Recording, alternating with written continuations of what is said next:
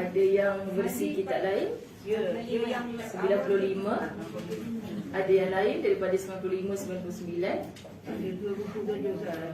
Ada 3 sebenarnya kat bawah. 3 versi. Oh, waktu kita orang 88. Tengok tu ada yang 88. itu versi lama tu. Jauh ke surat. Sebab yang tu saiz besar sikit. Alhamdulillah. Alhamdulillah, summa alhamdulillah. 99 tajuk melihat darah ketika mengandung, kan? Okey ke nak belajar tajuk ni?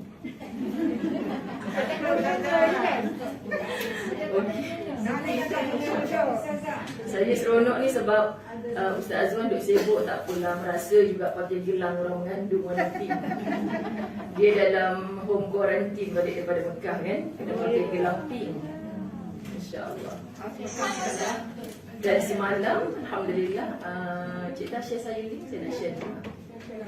Lepas tu semalam, hari ni pagi tadi sebelum saya keluar baru dapat swab test yang ke-4 punya result. Bayangkan daripada sebelum berangkat tu sampailah last day sebelum potong gelang tu nak dapatkan result tu negatif, barulah boleh ke sana sini semula. Okay.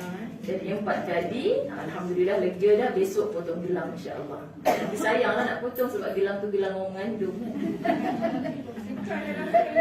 Kan, simpan dalam frame. Tak ada je sini Cik Tah tak ada ya? Sekejap, I share. Sebab kena edit post pasal kuliah. Okey. Macam mana Mekah Ustazah? Tak dekat. Macam itulah, macam-macam pembaharuannya. Semalam hari Sabtu saya dah buat kursus umrah pertama. Ustazah nak pergi tahun depan kan? Jadi banyaklah benda nak share-nya. 29 Januari insya-Allah. Banyak beban Ustazah. Macam mana? Banyak sangat. Jadi semua orang kena pergi dengan smartphone. Itu syarat rukun sah umrah yang kelima. Sebab itu syarat Chris Muhammad. Ya, kan? Pelik semua insya-Allah. Chris Muhammad tu kan pelik ni.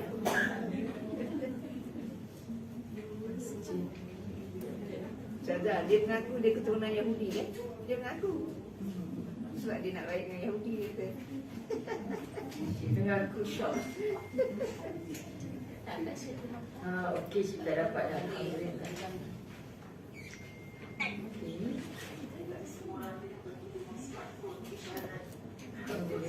Sekejap dia.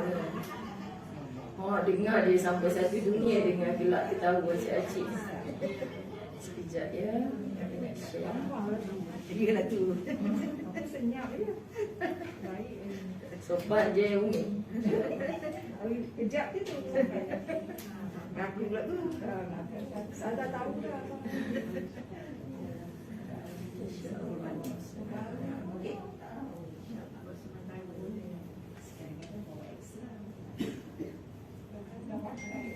Sekejap ya, kita nak belajar pun sekarang ni macam-macam syarat tambahan.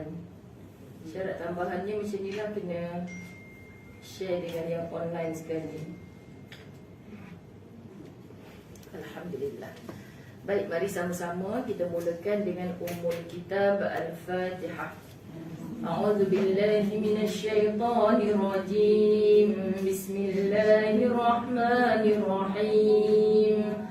Alhamdulillahi rabbil alamin. Ar-Rahmanir Rahim. Maliki yaumiddin.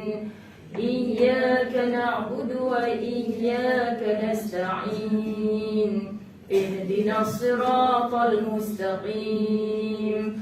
Siratal ladzina an'amta 'alaihim ghairil maghdubi 'alaihim waladdallin.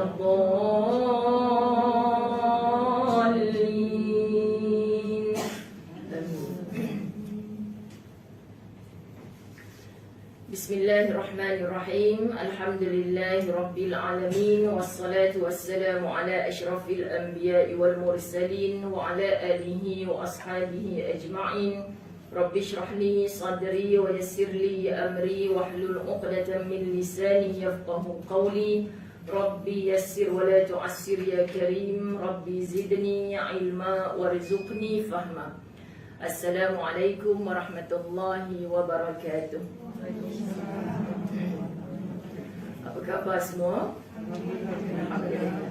Syukur yang setinggi-tinggi pada Allah Subhanahu Wa Taala kita dapat bersama-sama meneruskan pengajian fiqh mazhab Syafi'i sampai kepada bab melihat darah ketika mengandung. Kalau minggu lepas kita bercerita tentang beranak, kemudian tentang nifas, walaupun kebanyakan bonda-bonda saya sudah rasa macam tak payah dah Kak Ustazah nak belajar, tapi sebenarnya mak-mak ni jadi Rabbatul Bait, maknanya pengurus rumah tangga yang sampai bila-bila pun akan menjadi rujukan.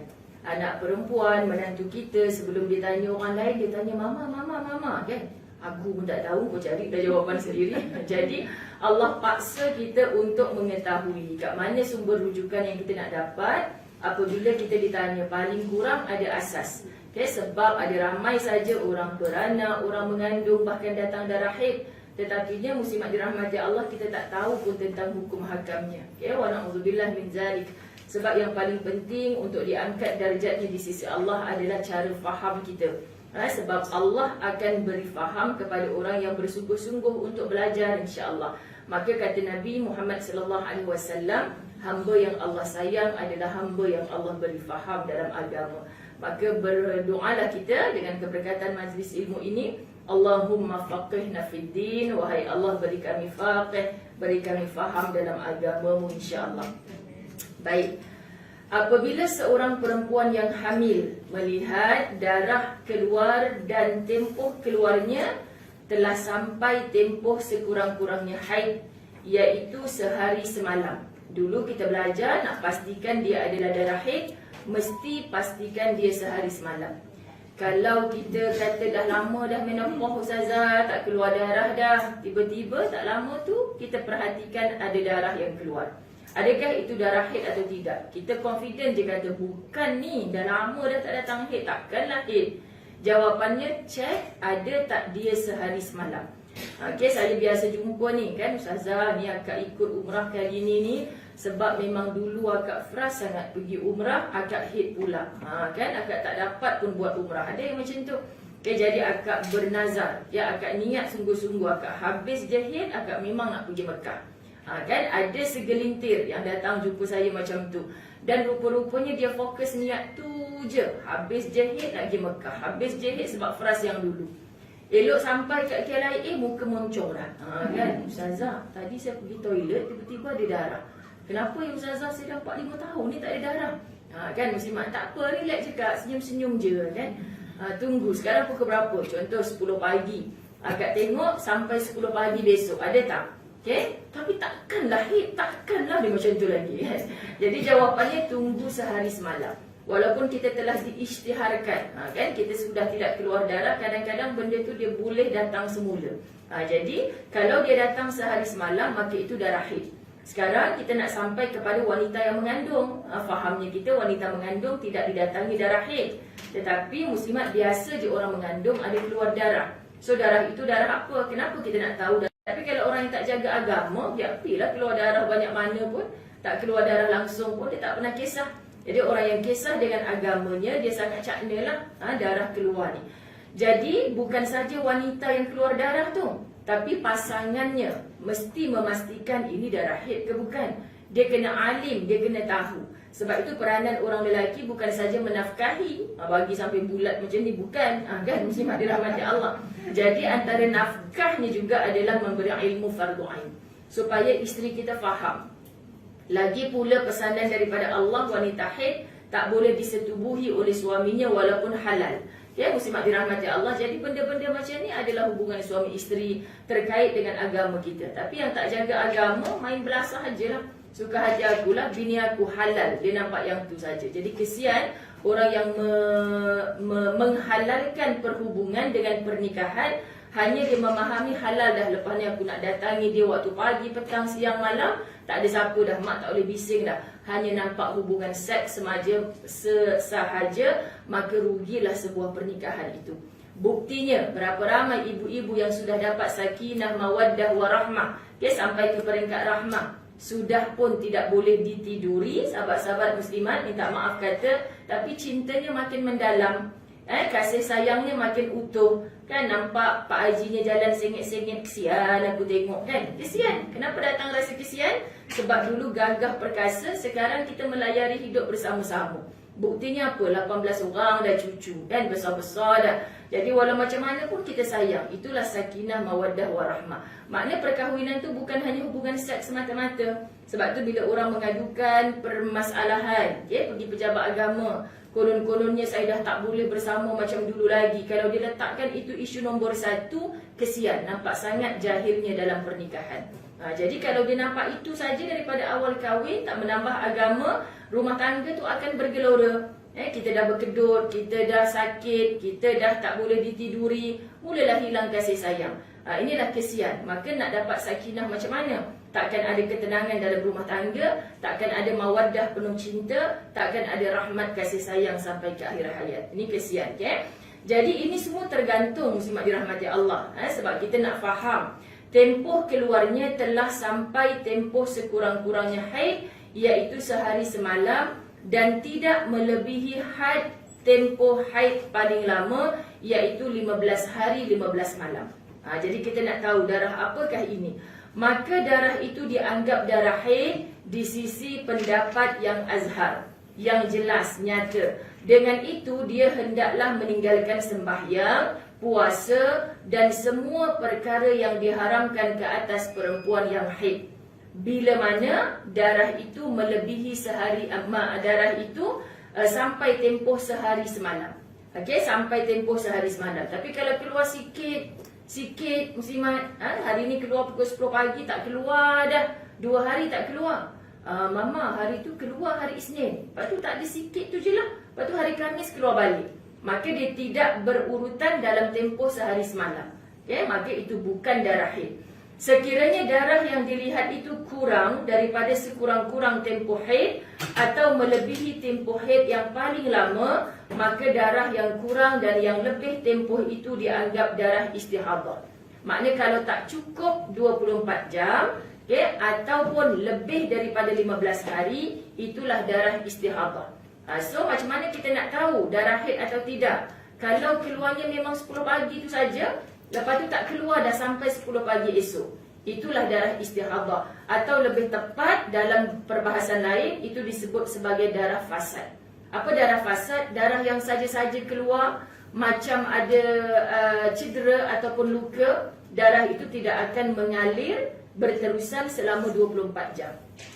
Dan juga darah yang keluar melepasi tempoh 15 hari. So kita kira darah kita ni dah hari yang ke-18. So hari ke-16, 17, 18 itulah darah istihadah. Ini terkait ni, nanti kita nak faham sampai masuk kepada ibu mengandung. Maka hukumnya dipakai sebagai hukum darah istihadah dari segi sembahyang dan lain-lain. So orang yang istihadah dah confirm itu bukan darah haid, dia dikenakan kewajipan seperti orang yang tidak datang haid. Maknanya kena sembahyang, kena puasa dan sebagainya. Baik, menurut sebahagian ulama, darah yang dilihat oleh perempuan ketika hamil itu dianggap, kan, ini keadaan wanita hamil pula. Macam mana kalau keluar darah? Dianggap darah istihadah secara mutlak. Kalau tadi muslimat dirahmati Allah, jelas sebab wanita tidak mengandung, itulah dia darah yang azhar, jelas, nyata, menyatakan kita bukan dalam keadaan haid. Kita bukan dalam keadaan haid sebab belum tempoh 24 jam. Sekarang perenggan yang baru ni kita tengok. Menurut sebahagian ulama, darah yang dilihat oleh perempuan ketika hamil itu dianggap darah istihadah secara mutlak, walau bagaimana sekalipun keadaannya, dan bukan darah haid. So benarlah yang dikatakan wanita keluar darah waktu mengandung itu bukan darah haid. Ini kerana lubang tempat keluar haid akan tertutup ketika hamil. Okey, muslimat? Okey, lubang tempat keluar haid akan tertutup ketika hamil, dan inilah kebiasaan dan kebanyakan yang berlaku. Saya ulang, kebiasaan dan kebanyakan yang berlaku. Bila kita menyatakan kebiasaan dan kebanyakan yang berlaku, ada nanti kalau bertemu dengan doktor, sedikit pelik, kelainan. Oh ni 1000 dalam 1 dalam 1000 ni macam ni. Lubang haid, tempat keluarnya haid terbuka saat dia mengandung. Itu dah kira penyakit lah, muslimat dirahmati Allah. Gariskan kalimah, sekiranya perempuan hamil keluar darah haid, maka ia adalah perkara yang sangat jarang berlaku. Maknanya ada jugalah. Okey, muslimat dirahmati Allah. Sebab tu sampai ke hari ini kadang-kadang muslimat jadi caca marwah. Saya pening lah ustazah, saya tanya ustaz tu kata bukan darah haid. Dia sebab saya tengah mengandung ni. Kemudian saya tanya ustaz tu kata darah haid. Maknanya inilah fiqh. Ada perbahasan ulama. Jadi sahabat-sahabat muslimat dirahmati Allah, kita pelajari lagi satu persatu bagaimana kita nak mengenali tempoh mengandung supaya kita makin jelas apakah sebenarnya darah kotor yakni darah haid itu. Baik. Sekurang-kurang tempoh mengandung ialah 6 bulan. Kan sekurang-kurang tempoh mengandung ialah 6 bulan. Ini diambil daripada 2 ayat Al-Quran, suratul Ahqaf ayat 15. Surah Al-Ahqaf ayat 15. A'udzu billahi minasyaitonir rajim. Wa hamluhu wa fisaluhu 30 syahra, dan tempoh hamil serta menyusunya selama 30 bulan. 30 bulan maknanya berapa tahun? Allahumma salli ala Muhammad. Okay? Itulah tempoh kita menyusukan anak. Okay, baik. Surah Luqman ayat 14. Ini kita nak tengok dalil lagi. Wa fisaluhu fi amain, dan tempoh menyusunya ialah 2 tahun. Jadi maksud daripada kandungan 6 bulan tadi sampai tempoh habis menyusukan 2 tahun. Jadi tempoh 2 tahun setengah. Maksudnya ialah waktu atau tempoh ia dilepaskan daripada susuan. Jadi something wrong lah kalau umur 8 tahun masih lagi minum susu ibunya, kan? Jangan sahabat-sahabat muslimat kita sayang sangat, manja sangat. Jangan, bahaya tu. Kan bapak dia pula jealous. Itu bahaya, kan? Jadi kita perhatikan, apabila tempoh masa mengandung dan menyusu ialah 30 bulan. Masa mengandung dan menyusu ialah 30 bulan, dan tempoh masa menyusu ditentukan selama 2 tahun, maka tempoh bagi mengandung ialah 6 bulan. Maknanya sekurang-kurangnya.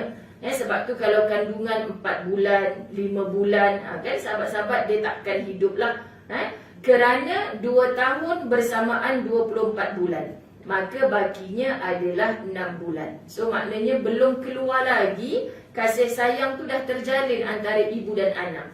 Berada dalam perut lagi, dah terjalin antara ibu dan anak. Sebenarnya anak dalam rahim tu dah menerima pendidikan. Dah tahu apa karakter ibu, apa yang ibu selalu cakap, apa yang ibu selalu baca, apa yang ibu selalu pandang. Apatah lagi minum air susu ibu. Sebab tu dinasihat anak menantu kita sebaiknya memberi minum susu ibu. Ya, muslimat dirahmati Allah. Jadi bila kita faham kaedah ini, Masya Allah, kita akan mengandung dengan title ataupun ciri-ciri wanita solehah yang sedang mengandungkan amanahnya Allah.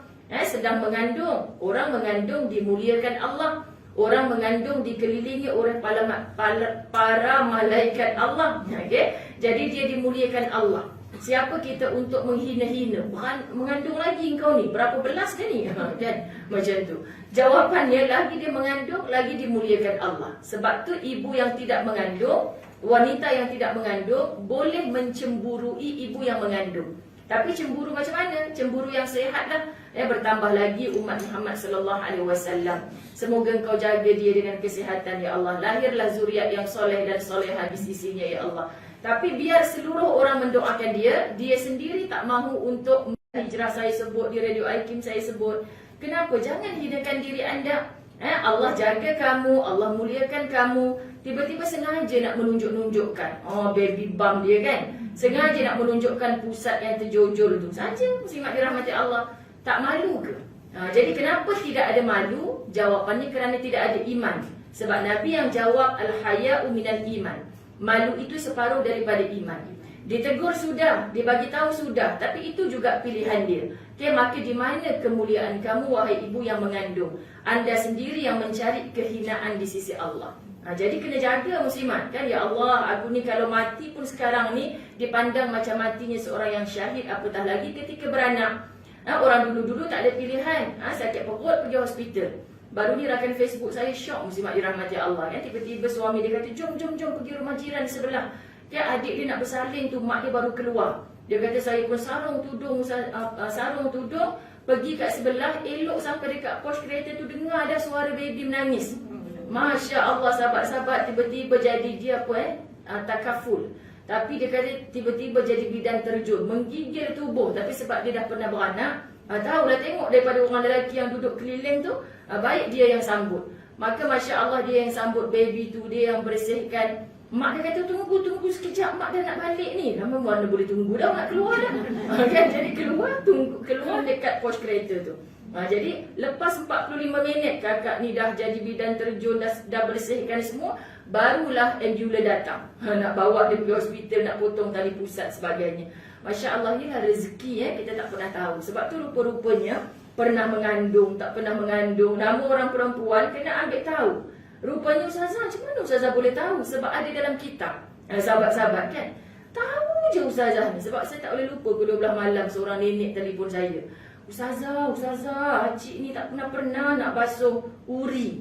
Kan menantu bawa kat sini pula, selalu pergi rumah mak dia, bawa ke sini pula. La ilaha illallah, dia tanya Ustazah Zain. Jadi cik, cucu berapa orang dah? Iya cik tak tahulah nak basuh dengan apa, pakai resipi apa. Takut berbenar sahabat-sahabat. Jadi kata nasib baiklah aku belajar juga. Kalau tidak tak tahu nak jawab macam mana muslimat. Saya tak tahu cik, acik tu anak ada, cucu ada, saya anak pun tak ada, saya tak tahu. Beranak pun tak pernah, macam itulah. Kik, betul lah Ustazah, acik baru terfikir. Tapi tak tahu kenapa nak tanya Ustazah. Allahu Akbar muslimat.